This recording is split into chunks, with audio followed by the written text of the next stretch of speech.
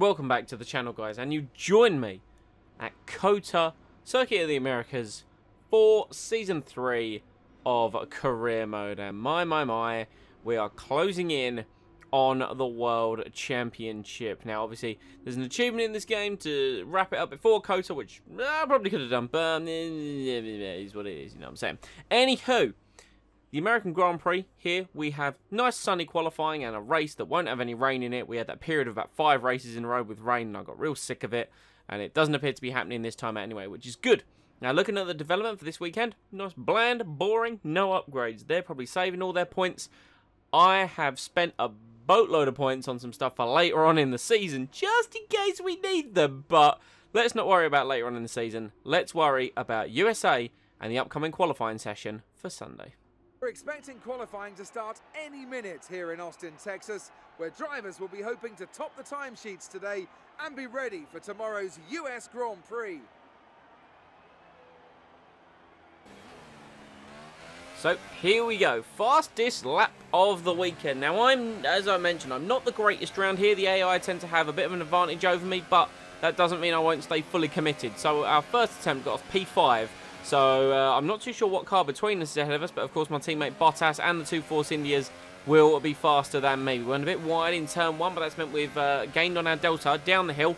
And then here's my strong point, I would say, through the fast left, long right, into a left, then a right. You get where I'm going with this. Anyway, so we go through that one, got a bit of back end slide, and then we're out of that though, and we're down the hill towards the hairpin. We've got 2 tenths up, 2.5 tenths up on my current delta, braking just after the 100-meter board, turning it in, because it's, even though it's a hairpin, it's a late apex hairpin, it's really weird.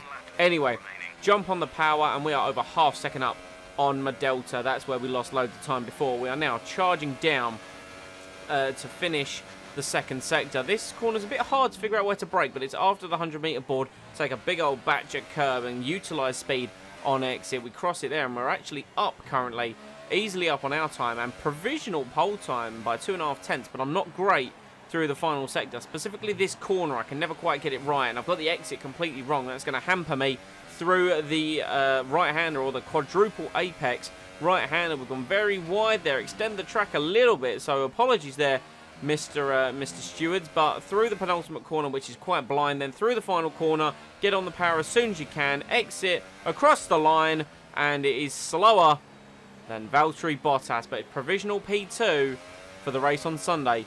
What can we do versus our teammate? What fantastic enthusiasm we have for Formula One here in the United States of America. And it's an enthusiasm born from generations of memorable Grand Prix racing. Bruce McLaren took his maiden victory at Sebring way back in 1959, and John Watson's 1983 victory at Long Beach, well, that still holds the record for the lowest ever starting position for a race winner. We're racing today then in Travis County, Texas, around the 20 corners of the wonderful Circuit of the Americas. We'll be reaching speeds of around 200 miles an hour, and there are plenty of good opportunities to pass, especially through the 2 DRS zones into turn 1 and the very long back straight into turn 12.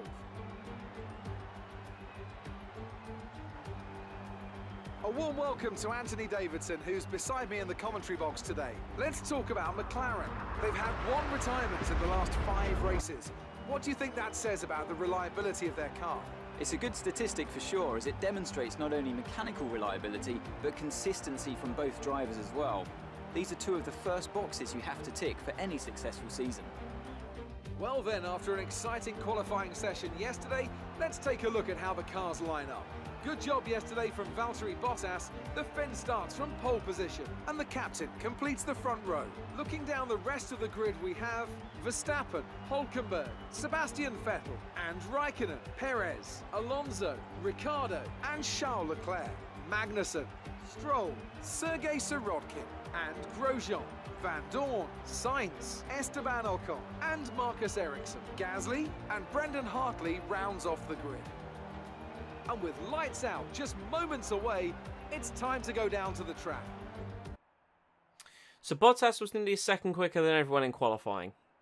That's terrifying. But anyway, simple one-stop, ultras to the soft compound tyre, no faffing about. Let's get into this. We have 5 red lights at the USA Grand Prix. Lights are out and away we go. I do get the feeling that the Force Indias really don't look too strong here this weekend, so this is going to be a little bit of a Mercedes show, and realistically it's can I keep up and can I contend with my teammate Valtteri Bottas. He's starting to really close in on Ocon, and obviously Ocon's our main championship rival. Speaking of Ocon, he started this race down in 17th or 19th place, so clearly an engine penalty after even a poor qualifying there for the Frenchman. So this is prime opportunity to get as many points as possible on him and try and secure the championship within the next couple of rounds. So you can already see Bottas and myself pulling ahead of the cars behind. By the end of lap 2, I'm just about within a second of Valtteri, doing the fastest lap of the race on a 33.3, and Verstappen already over 3 seconds back. So yeah, like I said, it's the Valtteri and Simon show today as we try and pull that gap. End of lap 5 now. Perez has fought his way past Verstappen after poor qualifying, and Bottas now 1.3 ahead of me, but Perez is going to come across the line any minute now, and you'll see the gap is 5.9 seconds. We are just pulling away at over a second a lap, but Bottas is starting to stretch the legs, and he's getting his ultra soft tyres to last a little bit longer than mine. As such, you can see he's pulled a bit of a gap, and you can see I'm struggling with the front end through the quadruple right-hander. You expect the tyres are getting a bit worn at this point. You may notice a gradual loss in grip. They should still have a bit left though. Not necessarily, I'm afraid, because I'm coming at the end of this lap. I'm now in the 35s. Bottas 2.7 seconds ahead. Perez gap down to 5 seconds. So he's starting to close in on me because my tyres are dropping off. So we're going to be coming in at the end of lap 9. Here we go, coming into the pits. Bottas continues on for another lap. Does Sergio Perez do the same? Let's find out. No, Perez is in. Verstappen, though, carries on. So it's going to be awkward here. Will we be held by the Force India? Quick stop by the Mercedes boys, please. Soft compound tyres bolted on, 2.5, and we are held behind Perez, who comes in. Hulkenberg also in. One of the Ferraris is in, as well as Daniel Ricciardo. So Alonso goes through in P4. Oh, and here comes the Force India of Esteban Ocon. He started on the super soft tyre, and he's currently up to P5. So where, oh where, is Ocon going to work out after the pit stops? Because we nearly had a full pit stop on him by the time we pit at the end of lap 9. You can see by the end of lap 11, his super softs are quite worn. My fresh soft tyres, even though they're a compound harder, really giving me a bit more grip. Bottas in the pits as well. At the end of lap 11, he's gone really long. He hopefully is then going to go from ultra straight to super soft tyres. Alonso also in from second place. He's doing really well in the McLaren. We're in the slipstream of Esteban Ocon. Hopefully going to try and make a move into turn 1. Ocon on the brakes sooner than I anticipated. We've gone deep. We've gone very deep, as a matter of fact, off to the runoff area. That's a grave mistake. We nearly ploughed into the back of Esteban Ocon, and that's the last thing we would have needed, a front wing off and another pit stop. But now onto the back straight. We're in his slipstream. Hopefully we're going to be getting some assistance of DRS, and if we switch ERS up, albeit we are in hot lap at the moment, we're not gaining too much on him, but up to overtake. Now we're pulling the gap back on him. We should be able to make a move into this left-hander. Ocon locks up anyway, so even though it was looking like a half-hearted move, he locked up, opened the door, and that allowed us through. Bottas, yes, straight onto the super soft tyre, and is over 5 seconds down the road. We have a VSC when Ocon pulls into the pits at the end of lap 12. So he's going to get the benefit of everyone else slowing down and maybe, just maybe, get out ahead of that train of the Renault and all the cars behind him. So Perez still P3 at the end of lap 17. It's brightened up nicely. We're in the 34th. Bottas 7.4 seconds ahead. Perez crosses the line 4.3. So we're on our own at the moment. Not really much going on. And you see, we cut to the end, another 10 laps. And we're going to come on to lap 28. And Bottas now 15 seconds down the road. Perez 3.3. There's a Red Bull between Perez and his teammate Esteban Ocon. It's been a really quiet afternoon, you know. After I initially lost touch with Valtteri Bottas and made a pit stop, that was that, really. I've just then been driving my own race. Bottas has thoroughly destroyed me this afternoon. However, I do feel quite happy to still be in P3, given the fact, or P2, sorry, given the fact that I know the AI are that much better than me around here. So yeah, just figured I'd do like this thing that I've been doing on the races, especially on these shorter videos, where doing like a last lap recap.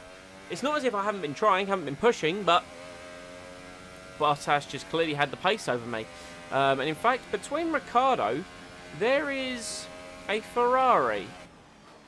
And Esteban Ocon is in that train going through the S. I'm not even too sure where Esteban Ocon is. He must be in that train. Looks like there's a pink dot at the head of it. So has he maybe made 2 pit stops? I'm not sure. We'll have to check on the overall race results. But either way, I'm happy to be getting 18 points and a hell of a lot more than Esteban Ocon is getting. But we're going to come through the quadruple right-hander for the final time out of 28. Valtteri Bottas confirms the win of the Grand Prix. I'm pretty sure he's lapped a Ferrari there as well. So absolute domination from Bottas. It appears the porridge boss, Bottas 2.0, is back and performing. But we're going to come across the line. I'll take second place. Not disappointed at all. Can't complain about that one. That was an excellent drive. And here are our podium drivers today after that excellent race. They've excelled here, as they so often do, and it's a well-deserved victory. Mercedes, then, are on top today.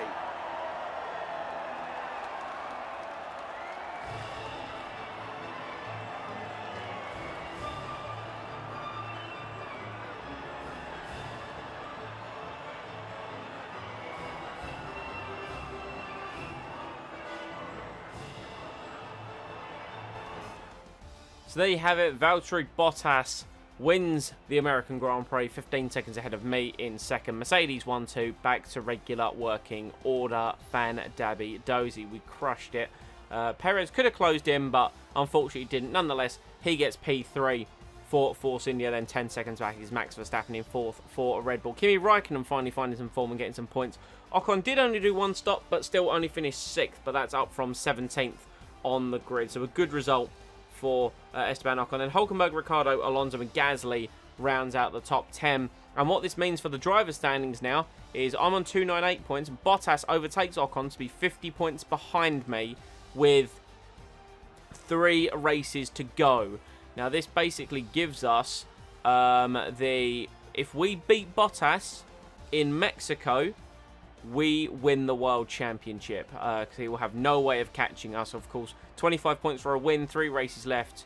So yeah, Bottas basically has to win every race for the rest of this season. So good luck, Valtteri. We'll see what happens when the gauntlet is thrown down in Mexico. And Mercedes then move on to 546 points. We're now well clear of Force India. And hopefully it'd be poetic for us to wrap that up in the next race. I would say that's very highly likely, but with myself and Bottas going for it, we'll see how that goes. But I'm sure Claire has a lot of questions about our performance in this Grand Prix. The fans really seem to enjoy that. You made it look easy. You must be happy with the result today. Solidly, yeah. Pretty happy with second. It's being beaten by your teammates always never the best, but you know, is what it is. It's looking like a winner has emerged in the championship. Is it in the bag? I would hope so, but you never know. We could get another couple of races like Singapore and Belgium, and it's wide open. That was an epic battle today. How do you think this will play out? He ruined me. So, it really wasn't that epic. He was much quicker, but I'll beat him. You left a lot of paint on the walls today. Were you struggling for grip, or did you just misjudge some corners? Bit of column A, bit of column B, I think. Just isn't really the best car. Great. Well, that's everything. There we have it. That has been the American Grand Prix at COTA. I hope you have enjoyed. Leave a like if you did and comment any feedback down below. Next time out, we go to Mexico, and that's more up my street. That's more up my alley due to that massive massive pit straight and the middle sector of just very fast left and right hand corners. So, and like I said, going into it, it is objective beat Bottas.